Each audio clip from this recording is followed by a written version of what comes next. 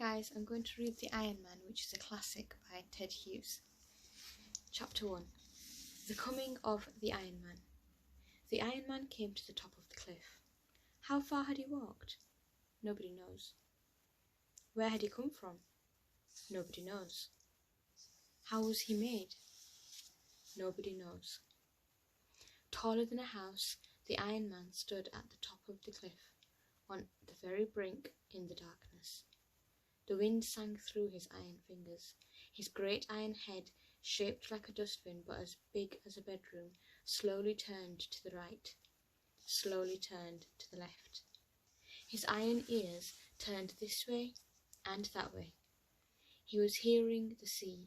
His eyes, like headlamps, glowed white, then red, then infrared, searching the sea. Never before had the Iron Man seen the sea. He swayed in the strong wind that pressed against his back. He swayed forward on the brink of the high cliff. And his right foot, his enormous iron right foot, lifted up, out, into space. And the Iron Man stepped forward, off the cliff, into nothingness. Crash! Down the cliff the Iron Man came, toppling head over heels. Crash! Crash! Crash! From rock to rock, snag to snag, tumbling slowly. And as he crashed and crashed and crashed, his iron legs fell off. His iron arms broke off, and the hands broke off the arms. His great iron ears fell off, and his eyes fell out. His great iron head fell off. All the separate pieces tumbled, scattered, crashing, bumping, clanging down onto the rocky beach far below. A few rocks tumbled with him. Then, silence.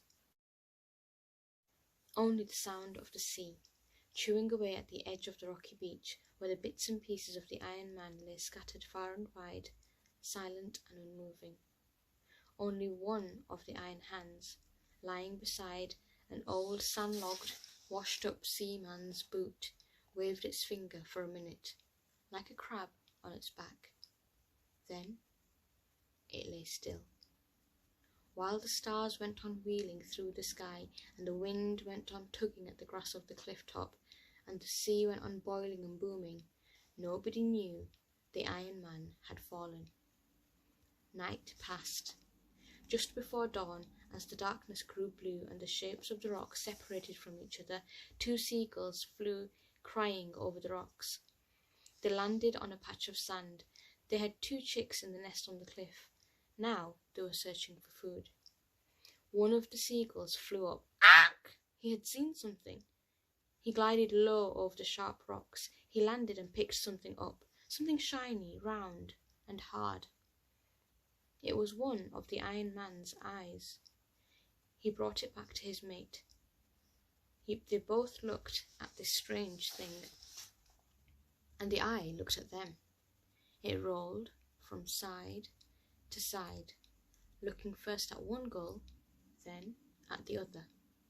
The gulls, peering at it, thought it was a strange kind of clam, peeping at them from its shell. Then the other gull flew up, wheeled around and landed and picked something up, something awkward, a heavy thing.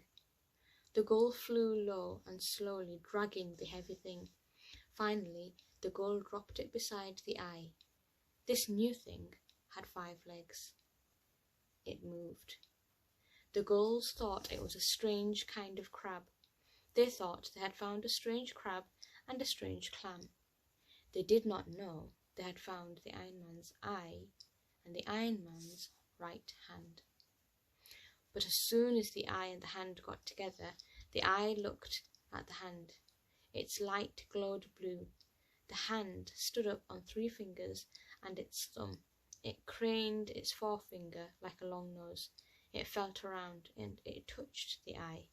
Gleefully, it picked up the eye and tucked it under its middle finger. The eye peered out between the forefinger and thumb. Now the hand could see. It looked around, then it darted and jabbed one of the gulls with its stiffly held finger, then darted at the other and jabbed at him. The two gulls flew up into the wind with a frightened cry. Slowly, then, the hand crept over the stones, searching. It ran forward suddenly, grabbed something and tugged, but the thing was stuck between two rocks. The thing was one of the Iron Man's arms.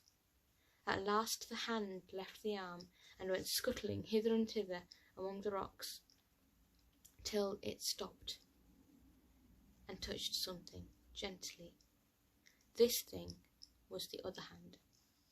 This new hand stood up and hooked its finger around the little finger of the hand with the eye, and let itself be led. Now the two hands, the seeing one leading the blind one, walking on their fingertips, went back together to the arm, and they tugged it free. The hand with the eye fastened itself onto the wrist of the arm. The arm stood up and walked on its hand. The other hand clung on behind as before, and this strange trio went searching. An eye! There it was, blinking at them speechlessly beside a black and white pebble. The seeing hand fitted the eye into the blind hand, and now both hands could see. They went running among the rocks. Soon they found a leg. They jumped on top of the leg, and the leg went hopping over the rocks, with the arm swinging from the hand that clung to the top of the leg. The other hand clung to the top of that hand. The two hands with their eyes guided the leg, twisting it this way and that, as a rider guides a horse. Soon they found another leg and the other arm. Now each hand, with an eye under its palm and an arm dangling from its wrist, rode a leg separately about the beach. Hop, hop, hop they went, peering among the rocks. One found an ear, and at the same moment the other found a giant torso. Then the busy hands fitted the legs to the torso, then they fitted the arms, each fitting the other, and the torso stood up with legs and arms, but no head. It walked about the beach, holding its eye up in its hands, searching for its lost head. At last there was the head, eyeless, earless, nested in a heap of red seaweed. Now in no time the Iron Man had fitted his head back, and his eyes were in place, and everything in place except for one ear. He strode about the beach, searching for his lost ear, as the sun rose over the sea and the day came. The two gulls sat on the ledge high on the cliff. They watched this immense man striding to and fro over the rocks below. Between them, on the nesting ledge, lay a great iron ear. The gulls could not eat it. The baby gulls could not eat it. There it lay on the high ledge. Far below, the Iron Man searched. At last he stopped and looked at the sea. Was he thinking the sea had stolen his ear? Perhaps he was thinking the sea had come up while he lay scattered and had gone down again with his ear. He walked towards the sea. He walked into the breakers, and there he stood for a while, the breakers bursting around his knees. Then he walked in, deeper and deeper and deeper. The gulls took off and glided down low over the great iron head that was now moving slowly out through the swell. The eyes blazed red, level with the wave tops, till a big wave covered them and foam spouted over the top of the head. The head still moved out under water.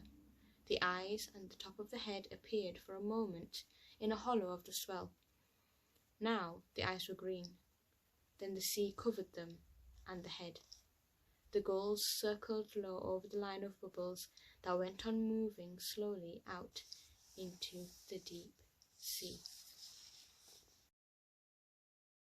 I hope you enjoyed that. Keep an eye out for the next part when I'm going to read The Return of the Iron Man. Bye.